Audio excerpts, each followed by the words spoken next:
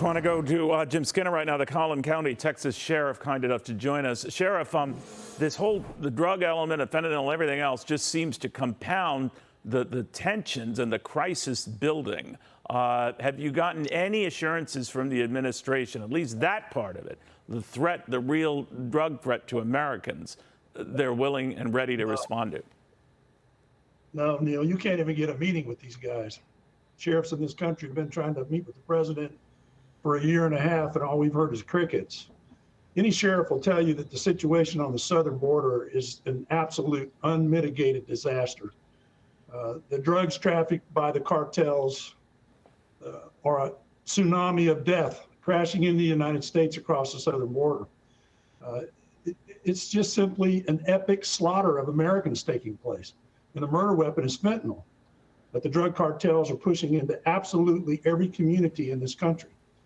I'm located in the Dallas-Fort Worth Metroplex in the Northeast Quadrant.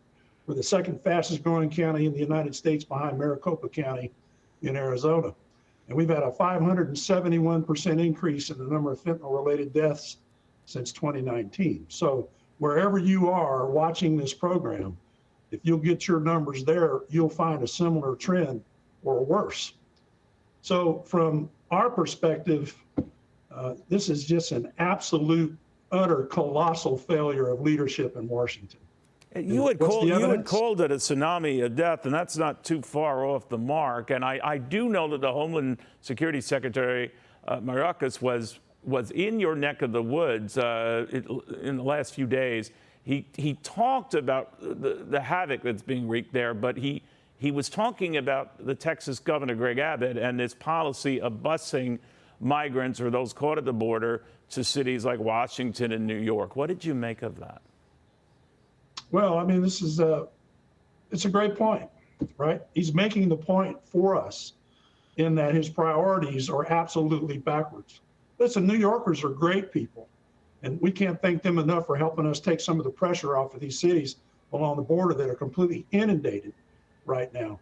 But the reality is that when you have the mayor of New York City and Washington, D.C. complaining about this issue, instead of talking about the real problem is these drug cartels that are pushing this fentanyl across that are murdering Americans.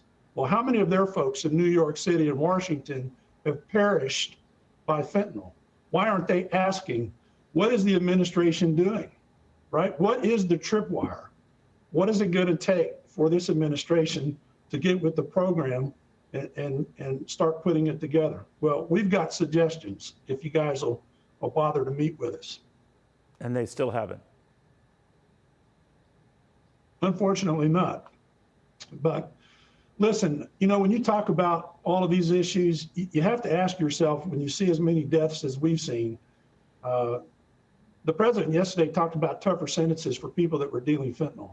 Well, you know what? That's a great start, but you got to do a lot better than that.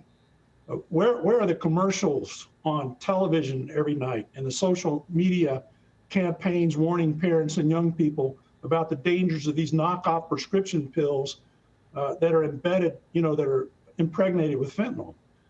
What about funding the crime analysts and the badly needed technology that we need in order to combat these drug traffickers?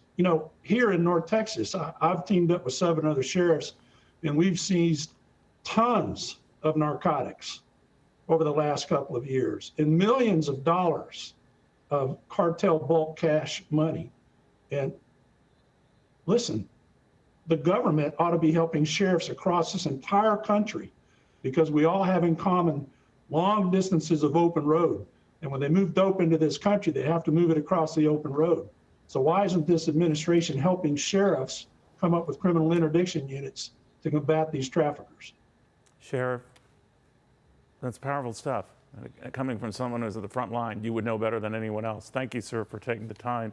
Hi, everyone. I'm Brian Kilmeade. I want you to do me a favor. I want you to click to subscribe to the Fox News YouTube page. This is the only way that I know for sure that you're not going to miss any great commentary, any great news bites, any great interviews coming your way on Fox. You can get it all here on YouTube. So subscribe right now.